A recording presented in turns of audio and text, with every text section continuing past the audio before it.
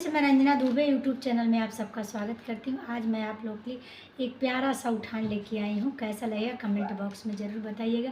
Please अगर नए होंगे तो चैनल को लाइक और सब्सक्राइब ज़रूर करिएगा।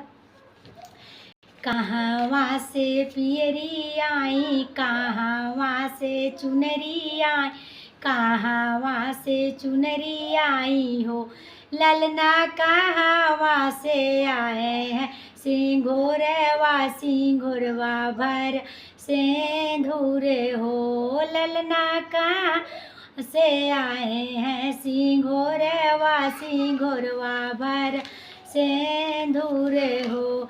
नैहरे से पियरी आवे और चुनरी आवे हो, ललना ससुर से आवेला सिंघूर वा सिंघोरवा भरा सिंदूर हो, ललना ससुर से आवेला सिंघोरवा सिंघोरवा भर सिंदूर हो।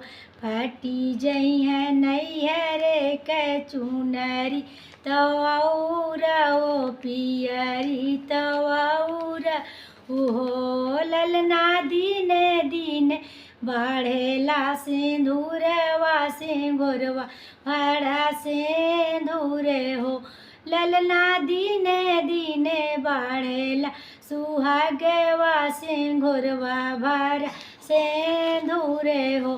कहाँ से पियरी आई, कहाँ से चुनरी आई हो, ललना कहाँ से आवेला सिंघोरवा सिंघोरवा भर सिंदूर हो, ललना कहाँ से आवेला सिंघोरवा सिंघोरवा भर सिंदूर हो।